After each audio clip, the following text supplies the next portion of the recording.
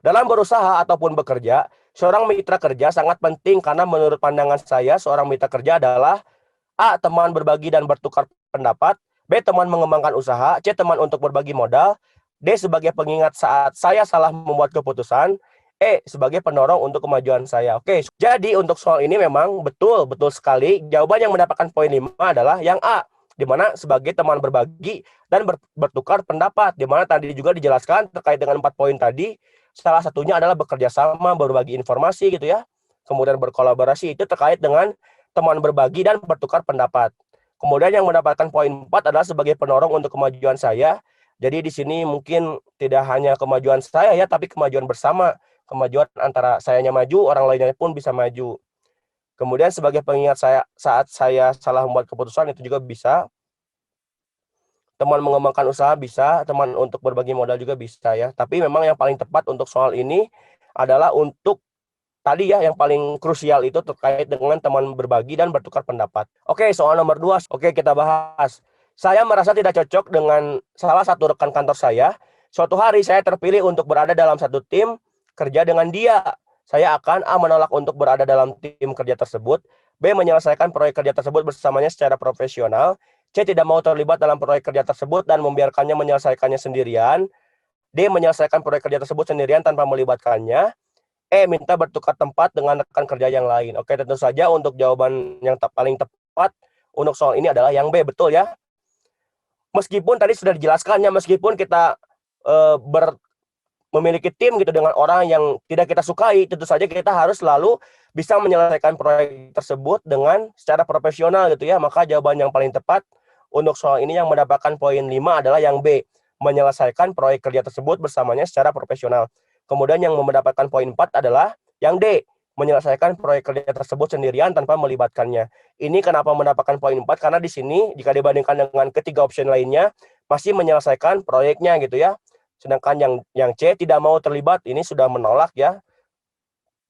Dan membiarkannya menyelesaikannya sendirian, ini jadi masing-masing. Tentu saja dalam pekerjaan tim, kita harus berkolaborasi, harus betul-betul bekerja sama. Kemudian yang mendapatkan poin 2, minta bertukar tempat dengan rekan kerja yang lain, ini langsung menolak ya. Kemudian yang A, ini yang paling salah ya, langsung dengan kata-kata menolak. Menolak untuk berada dalam tim kerja tersebut. Salah ya.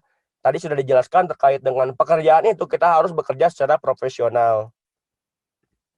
Oke, sekarang kita lanjut ya. Sebagai sebuah wedding organizer, saya mendapatkan klien yang meminta pernikahan dalam budaya asal mereka yang sepertinya susah untuk didapatkan baju dan alat lainnya karena sangat jauh dari tempat saya tinggal. Saya akan A. menyarankan mereka untuk menggunakan baju adat tempat tinggal saat ini saja yang lebih mudah didapatkan. B. menyarankan agar mereka untuk menggunakan pakaian nasional saat resepsi pernikahan. C. memenuhi semua permintaan mereka untuk menggunakan budaya asal mereka dalam pernikahan. D. memenuhi semua permintaan mereka untuk menggunakan budaya asal mereka dalam pernikahan dengan syarat. E. menghubungi rekan wedding organizer dari daerah asal mereka untuk membantu saya. Betul, untuk soal ini tadi sudah dijelaskannya, kalau misalkan kita dalam hal ini kita ingat ya, kita sebagai sebuah wedding organizer di mana ada permintaan dari rekan kita, permintaan dari pelanggan kita di mana ingin bajunya itu disesuaikan dengan budaya asal mereka. Tentu saja kalau misalkan ada permintaan seperti itu, di mana dalam hal ini kita sebagai wedding organizer, kita harus profesional, kita harus memberikan yang diinginkan oleh konsumen kita, maka tentu saja yang paling tepat adalah dengan yang E, menghubungi rekan wedding organizer dari daerah asal mereka untuk membantu saya. Di mana tentu saja dengan menjawab soal seperti ini, tadi ya poin-poin terkait dengan jejaring kerja, terkait dengan kolaborasi, terkait dengan bekerja sama, terkait dengan berbagi informasi masuk ke dalam poin ini. Maka tentu saja poin yang option E ini mendapatkan poin 5. Kemudian yang mendapatkan poin 4 adalah yang C, yaitu memenuhi semua permintaan mereka untuk menggunakan budaya Islam mereka dalam pernikahan. Ini masih memenuhi ya, masih betul-betul mengikuti daripada keinginan customer. Ini sangat bagus. Tapi yang tidak ditekankan dalam hal ini adalah terkait dengan bekerja samanya, terkait dengan berkolaborasinya. Kemudian yang D, ini juga masih bagus, memenuhi semua permintaan mereka untuk menggunakan budaya asal mereka dalam pernikahan dengan syarat. Tapi di sini dijelaskan dengan syarat gitu ya. Ini kurang baik dibandingkan dengan option yang E dan option yang C. Kemudian yang dapat poin 2 adalah menyarankan mereka untuk menggunakan baju adat tempat tinggal saat ini saja yang lebih mudah didapatkan. Ini tentu saja ini sangat tidak sesuai gitu ya dengan yang diinginkan oleh pelanggan kita. Tentu saja kalau misalkan kita sebagai seorang wedding organizer, kita juga tadi harus memiliki prinsip profesional di mana profesionalnya menjadi sebagai seorang wedding organizer, di mana kita harus bisa memenuhi daripada keinginan customer kita. Kemudian yang mendapatkan poin 1 adalah menyarankan mereka untuk menggunakan pakaian nasional saat saat resepsi pernikahan. Ini juga salah ya, di mana mereka itu inginnya baju adat asal budayanya gitu ya, tapi ini malah direkomendasikan untuk nasional. Kurang tepat ya. Karena memang sebagai seorang wedding organizer ataupun yang jualan gitu ya, tentu saja kita harus selalu mengikuti daripada keinginan customer kita biar customer kita menjadi loyal, semakin kuatlah hubungan tadi antara kita sebagai penjual dan pembeli. Soal nomor 4. Jadi untuk poin ini yang mendapatkan poin 5 itu adalah yang B. Lebih baik kerja bakti dilakukan untuk kebersihan lingkungan saja. Kenapa? Karena di sini sudah jelas-jelas ya, untuk membangun gedungnya itu sudah dikerjakan oleh kontraktor yang berpengalaman. Maka dari itu, kalaupun misalkan warga tadi ingin bekerja bakti, bisa dilakukan untuk kebersihan lingkungan saja. Hal itu kemudian yang mendapatkan poin 4 adalah yang A, yaitu hal itu kurang diperlukan karena pembangunan gedung pertemuan sudah dikerjakan oleh ahlinya. Ini betul ya. Tapi di sini tidak ada rekomendasi hal tersebut sebaiknya dilakukan menjadi apa, kan kalau misalkan yang ini dijelaskan ya. Jadi sebaiknya untuk kebersihan lingkungan saja. Kemudian yang mendapatkan poin 3 adalah yang poin E, penting untuk menumbuhkan rasa memiliki warga terhadap fasilitas gedung pertemuan tersebut. Kemudian yang mendapatkan poin 2 adalah penting untuk mempererat kebersamaan antar warganya, tapi ingat ya, tadi kalau pekerjaan bangunan tadi sudah dicerahkan oleh kontraktor yang berpengalaman. Kemudian yang mendapatkan poin 1 sangat tidak diperlukan karena RT telah keluar uang banyak untuk membayar kontraktor tersebut. Tidak ya, jadi memang tadi sudah dijelaskan terkait dengan kita dalam hal profesional, kita juga harus betul-betul memiliki etika yang luhur gitu ya, di mana di sini tentu saja dengan memiliki etika yang luhur kita juga bisa berkontribusi dalam bekerja bakti, di mana tentu saja kalau misalkan kita kerja bakti bisa meningkatkan daripada hubungan antar RW-nya gitu ya. Maka yang paling tepat untuk soal ini adalah jawaban yang B. Oke, sekarang kita lanjut ke soal nomor 5. Kita bahas saja. Menurut saya, kunci utama keberhasilan sebuah tim dalam dunia kerja adalah A. Pimpinan yang tegas, B. Koneksi dan komunikasi yang baik antar anggota tim, C. Kemauan seluruh anggota tim untuk bekerja keras, D. Semangat bersama untuk meraih keberhasilan, E. Kesamaan visi dan misi antar anggota tim. Oke, tentu saja untuk menjawab soal ini yang mendapatkan poin 5 itu adalah yang D, semangat bersama untuk meraih keberhasilan. Tentu saja kalau misalkan setiap tim yang memiliki semangat yang betul-betul semangat yang sangat baik gitu ya dalam hal ingin meraih kesuksesan secara bersama, pasti akan mensukseskan daripada pekerjaannya tersebut gitu ya. Kalau misalkan yang mendapatkan poin 4 adalah yang C, kemauan seluruh anggota tim untuk bekerja keras. Jadi kalau misalkan bekerja keras terus tapi tidak memiliki semangat dalam dirinya masing-masing, mungkin suatu saat nanti akan menjadi lemas ya bekerjanya, akan menjadi malas. Kemudian yang E, kesamaan visi dan misi antar anggota tim. Ya kalaupun misalkan setiap tim kita memiliki kesamaan visi dan misi, tapi tidak memiliki semangat, ya mungkin bisa saja dalam hal bekerjanya nggak maksimal gitu ya. Kemudian yang mendapatkan poin 2 adalah pimpinan yang tegas. Tentu saja pimpinan yang tegas ini, kalaupun pimpinannya terus nyuruh-nyuruh gitu ya, dengan pemaksaan, mungkin tidak akan membuat bekerjanya dengan nyaman. Yang terbaik itu adalah harus memiliki semangat dari dirinya tim masing-masing. Kemudian yang mendapatkan poin 1 adalah koneksi dan komunikasi yang baik antara anggota tim. Koneksi dan komunikasi yang baik saja tentu saja tidak cukup ya, tapi harus memiliki kesadaran daripada timnya masing-masing. Apalagi di sini dijelaskan terkait dengan semangat bersama, berarti semangat setiap orangnya memiliki untuk meraih keberhasilan. Maka jawaban yang paling tepat untuk soal ini adalah jawaban yang D. Oke, sekarang kita lanjut ke soal berikutnya. Oke, nomor 6. Menurut saya, cara paling mudah yang dapat dilakukan untuk mendapatkan jaringan kerja baru yang berkompeten adalah A. Mencari dari lingkaran pertemanan dekat, B. Mencari dari lingkungan keluarga, C. Mencari dari lingkup profesional, D. Mencari dari kelompok minat yang sama dengan saya, E. Mencari dari alumni tempat saya kuliah. Oke, silahkan. Mana yang paling tepat untuk soal ini? Oke, sekarang kita langsung bahas. Jadi di sini yang paling tepat adalah jawabannya yang E, mencari dari alumni tempat saya kuliah. Kenapa? Karena di sini dijelaskan ya, cara paling mudah yang dapat dilakukan untuk mendapatkan jaringan kerja baru yang berkompeten. Jadi 2 poin yang harus ditekankan di sini. Yang pertama adalah cara yang paling mudah, yang kedua adalah cara yang berkompeten. Tentu saja dengan kita melihat dari kelima opsi ini yang paling tepat adalah jawabannya yang E, karena mencari dari alumni tempat saya kuliah. Tentu saja kan kalau misalkan orang-orang yang kuliah bisa diibaratkan mereka itu kompeten, kemudian dengan mencari ke alumni juga pastikan itu cara yang mudah gitu ya. Kemudian yang mendapatkan poin 4 itu bisa yang B, mencari teman keluarga. Kemudian yang mendapatkan poin 3 adalah yang C, mencari dari lingkup profesional. Kenapa ini 3? Karena kalau misalkan mencari dari lingkup profesional, sebetulnya di sini ditekankan ya cara yang paling mudah gitu. Takutnya kita melalui profesional ini, kita tidak mendapatkan kemudahan itu. Memang sih mendapatkan berkompeten. Yang dua adalah yang D, mencari dari kelompok minat yang sama dengan saya. Yang mendapatkan poin 1 adalah yang A, mencari dari lingkaran pertemanan dekat. Tentu saja lingkaran pertemanan dekat ditakutkannya adalah kurang kompeten. Oke, sekarang kita lanjut saja ke soal berikutnya. Oke, sekarang kita jawab nomor 7. Menurut saya, cara yang dapat ditempuh perusahaan untuk meningkatkan keuntungan dari penjualan produk adalah A. Memproduksi produk dalam jumlah banyak dalam satu kali masa produksi. B. Menurunkan harga jual produk dibanding pesaing. C. Memperluas jaringan pemasaran produk. D. Membuat produk baru yang bisa bersaing dengan produk lain. E. Mencari bahan baku yang lebih murah dari yang ada di pasaran saat ini. Oke, jadi untuk menjawab soal ini memang jawaban yang paling tepat adalah C, yaitu memperluas jaringan pemasaran produk. Jadi tentu saja kalau misalkan sebelumnya yang bisa mengetahui produk kita mungkin cuma 1.000, dengan kita semakin diluaskan jaringan pemasarannya, misalkan jadi 1 juta orang yang bisa mengetahui produk kita, tentu saja kemungkinan untuk meningkatkan keuntungannya sangat besar gitu ya. Maka jawaban yang paling tepat untuk soal ini adalah jawaban yang C yang mendapatkan poin 5. Kemudian yang mendapatkan poin 4 adalah yang D, membuat produk baru yang bisa bersaing dengan produk lain. Tentu saja yang asalnya kita memiliki satu produk, jika kita membuat produk lain, tentu saja bisa menambahkan penghasilan juga, menambahkan keuntungan juga ya. Kemudian mencari bahan baku yang lebih murah dari yang ada di pasaran saat ini betul.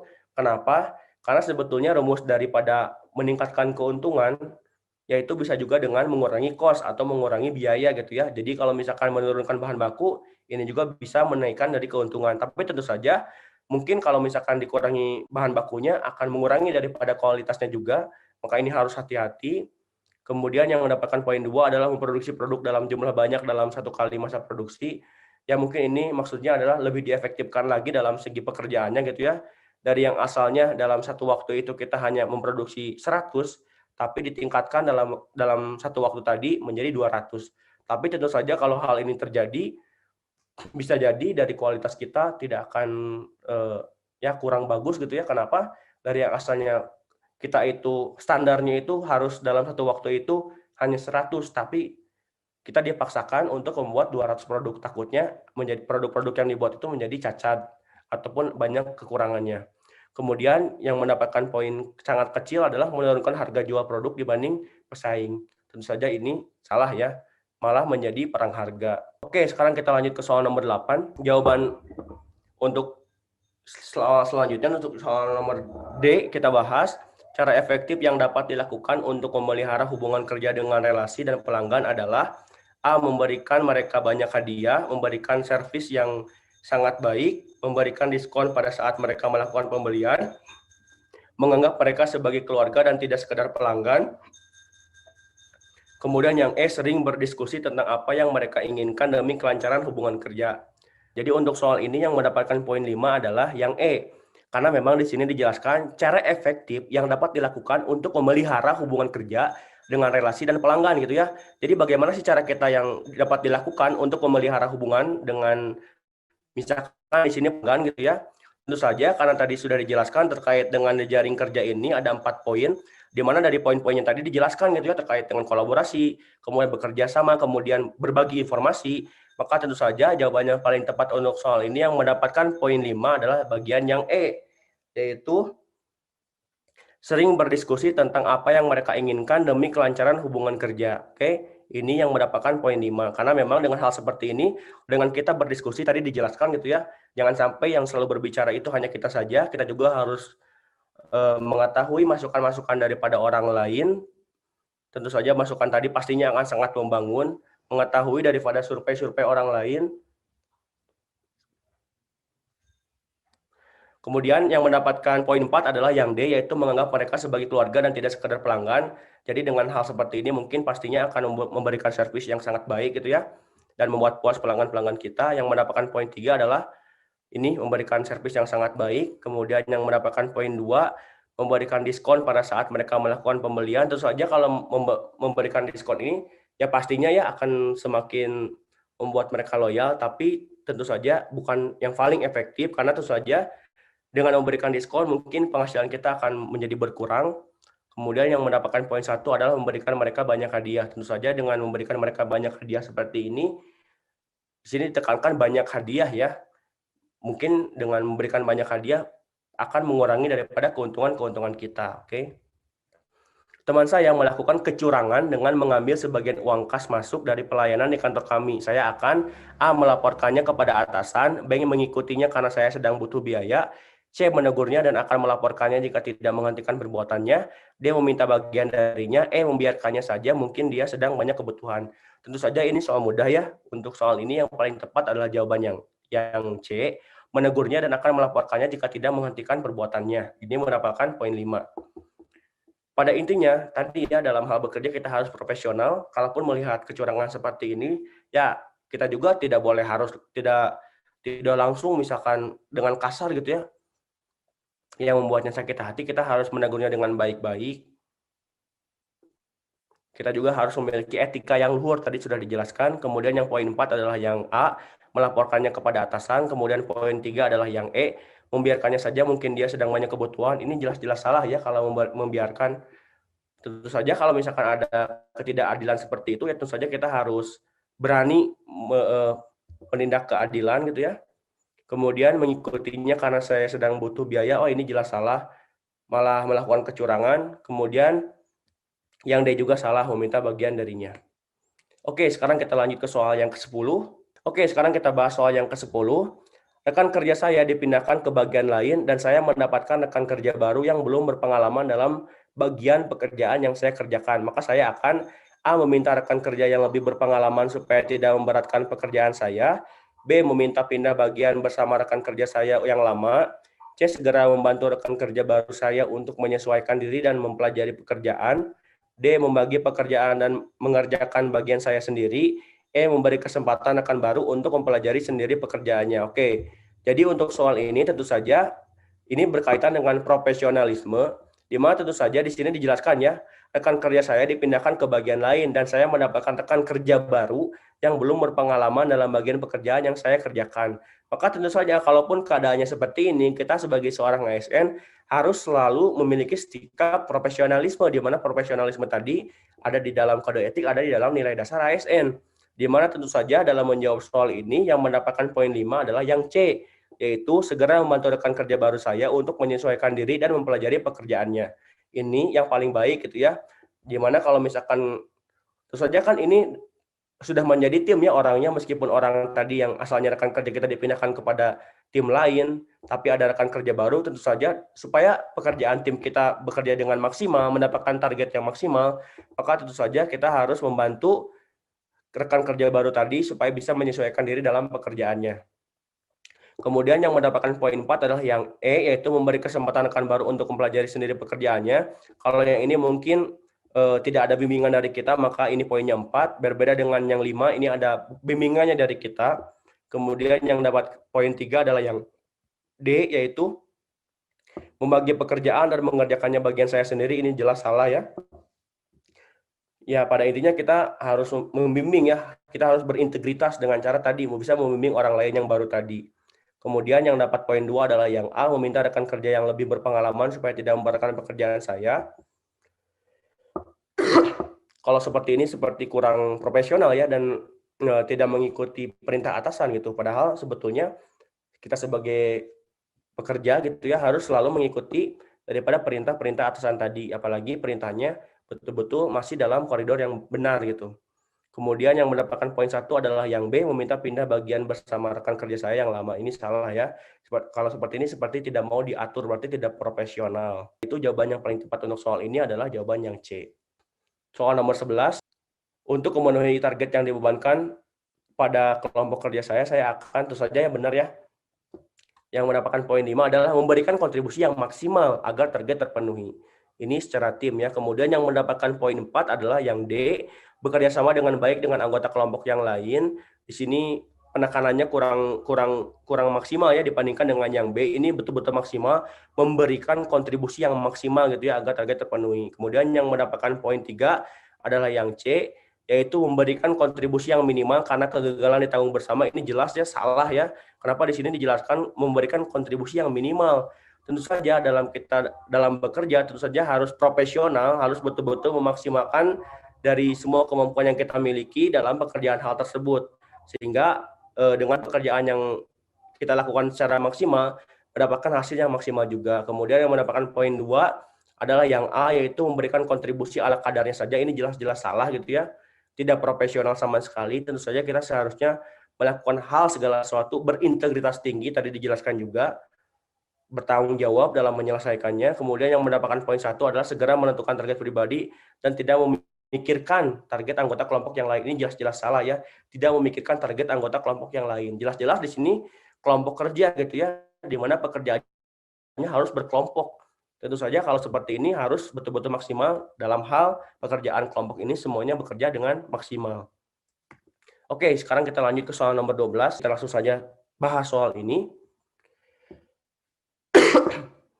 Saat Anda akan mengemukakan sebuah pendapat, apakah Anda bersedia untuk memperdebatkannya, padahal kelompok Anda jelas tidak menyetujuinya? Tentu saja kalau soal seperti ini sudah jelas ya.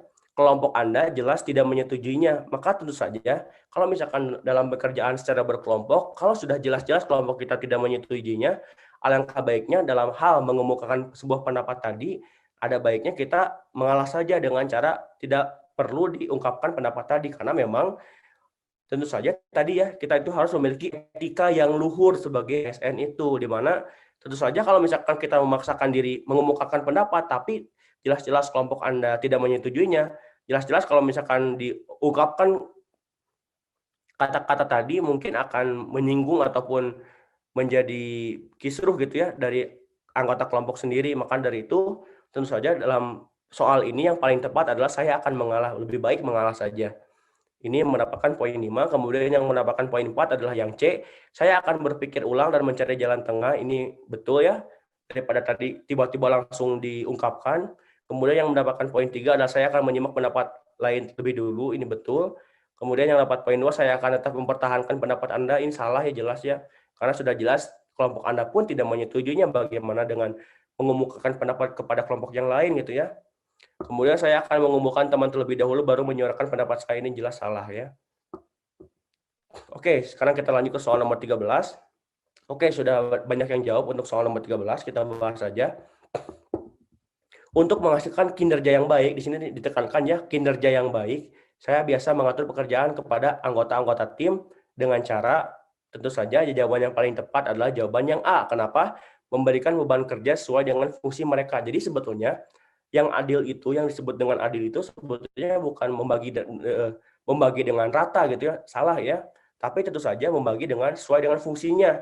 Misalkan pekerjaan seorang admin tentu saja tidak dibagikan kepada orang yang lain gitu ya, orang yang selain admin.